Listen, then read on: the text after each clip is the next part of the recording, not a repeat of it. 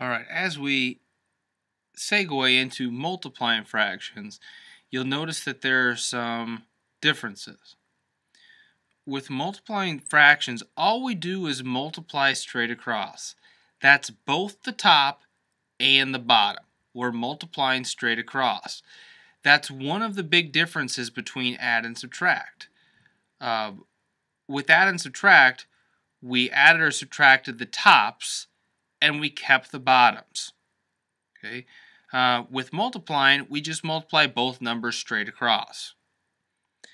The other thing is, you do not need to have the same bottom number when multiplying fractions. That makes it a little bit easier. So keep in mind, like when we added and subtracted, you had to have the same bottom number. In this case, you do not. We could just multiply the top number and the bottom number straight across and we'll be in good shape. Now, if we look at the problem I have right here, incredibly easy. Okay, if I multiply straight across, 2 times 4 is 8, 3 times 7 is 21. I can't reduce that. That's my answer.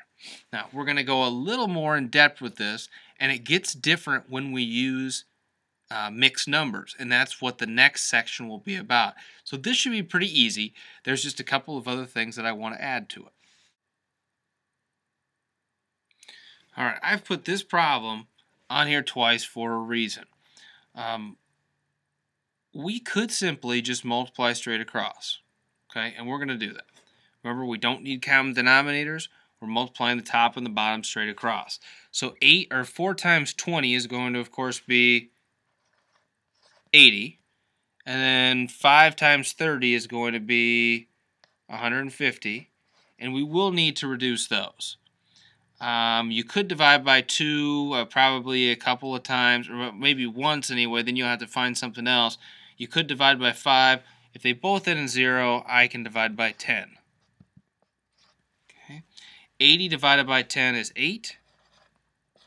150 divided by 10 is 15. 8/15 is my answer. Now, something that you can do that is kind of special when we're going to do multiplying and dividing. You can do what I would call, I don't know, some people call it cross-dividing. You could call it cross-reducing. We'll call it cross-reducing or cross-dividing for now. But what you can do is, if you look at the fractions that are diagonal to each other, or not the fractions, but the numbers in the fractions that are diagonal, like the 5 and the 20 are diagonal to each other, and the 4 and the 30. If we can reduce the diagonals by a number, that means we'll have less reducing to do at the end. Let me give you an example. 4 and 30, there is a number that goes into 4 and 30, and that would be 2. So if I want to, before I even do this problem, divide both of those by 2, I can do that. Cross division or cross reducing. So I'm going to go ahead and divide both of these by 2. 4 divided by 2 is 2. 30 divided by 2 is 15. Okay. Now, it's possible I could do it with the other pair of diagonals. What's something that goes into both 5 and 20? Well, 5 goes into both 5 and 20. So if I do 20 divided by 5, I get 4. If I do 5 divided by 5, I get 1. Now, the purpose of that cross-reducing is you have a much simpler problem at the end to multiply. 2 times 4 is 8. 1 times 15 is 15, and there's my answer right there. 8/15, I don't need to reduce it at all because it's already reduced.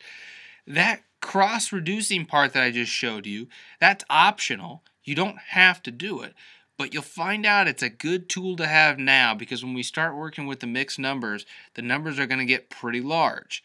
Doesn't mean you can't still do them, but this cross-reducing thing, I think, really can help make the problem a little simpler.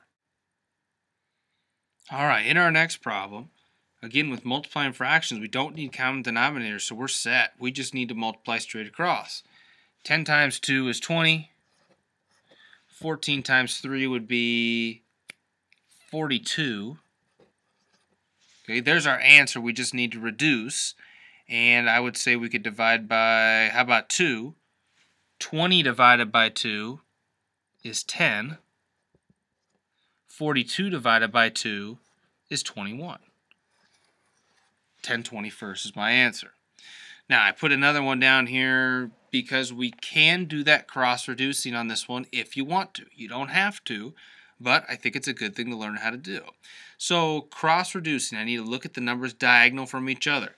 The 10 and the 3, we're not going to be able to do anything with that 10 and the 3 because there's not something that goes into both 10 and 3. Okay?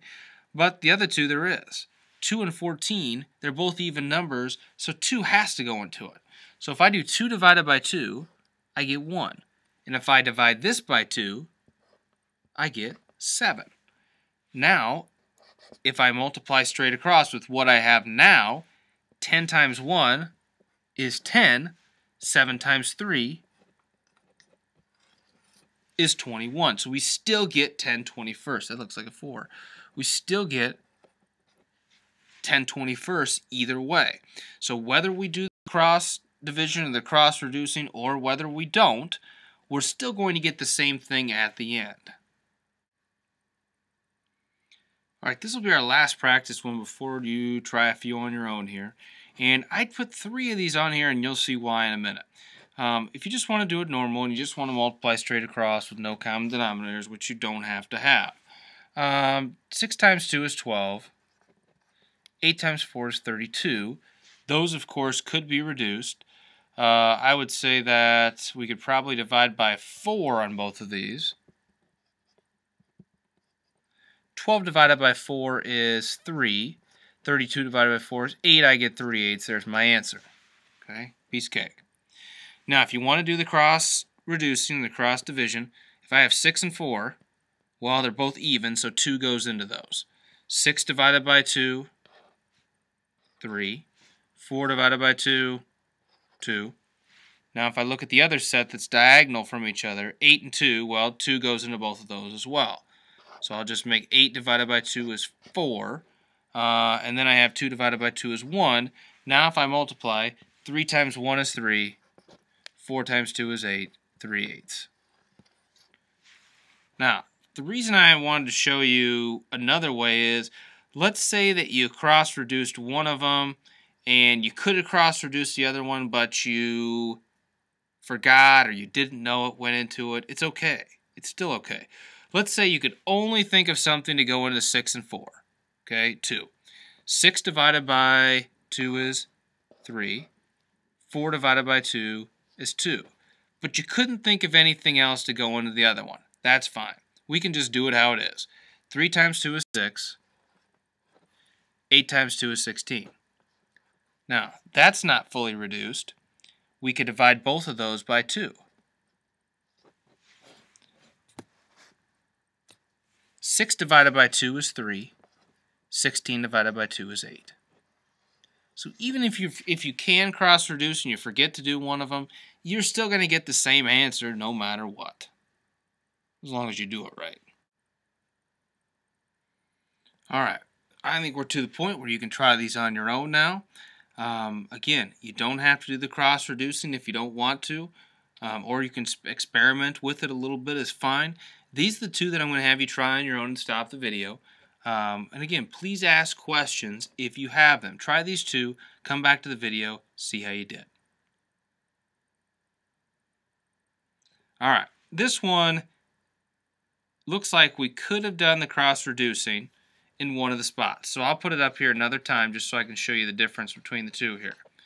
The cross-reducing would have worked with the 2 and the 10, because I could have divided both of those by 2.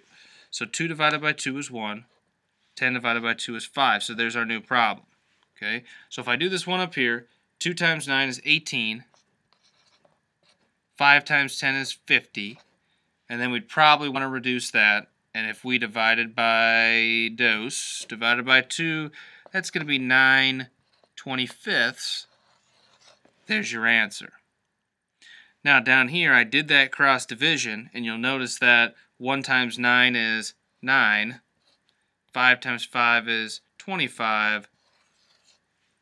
That's your answer right away without any reducing. So that's your answer to the first one. For the second one, cross-reducing, Let's see here. I guess I didn't really even think about this before I did to see if there was any cross-reducing. I just put them on there. Yeah, cross-reducing for sure. We've got 7 and 21. I know that 7 goes into both of those. So 7 divided by 7 is 1.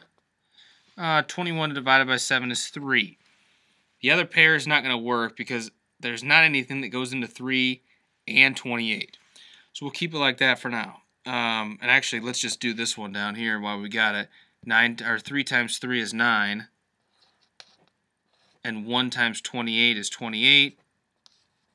That's all she wrote for that one. I don't think we can reduce that at all. 9/28. Now, we got a pretty big one at the top here. 3 times 21, that would be 63. I got to find some place to put this on here. 63. Okay. And now if I do 7 times 28, that's, oh man, 7 times 28, that's going to be 140 plus 56, 196. Whew. Well, I know that the answer is going to be eventually this, but what can we divide by here? I don't know. I'm going to guess. Boy, I don't know. I'm going to guess, how about, let's try 7. Divided by 7. I think this is going to work, but it's going to take a little bit of time here. Yeah, I think so. 63 divided by 7 is 9. 196 divided by 7. Man, that's going to be pretty big. Let's try this out here. I know that 7 times 20 is 140. So then it would be 50, yeah, it'd be 28. Yeah, so it'd be 9/28. And there's my answer. Now, I mean, of course, I'd want you to do that in a calculator, at least try it to make sure it works, but I'm just kind of figuring it as I go here. So my answer would be 9/28. So again, all we have to do for these multiplication ones, you can keep everything the same and just multiply straight across both top and the bottom. That's how it's different from add and subtract, and that's the toughest part about this. You've got to keep those things straight. You've got to have your common denominators for add and subtract, and you only add or subtract the top. But in multiplication, you just go straight across top and the bottom, and you don't worry about common denominators. You've got to come up with your own system to keep those things separate in your head, so whenever you see this, you can do it on cue.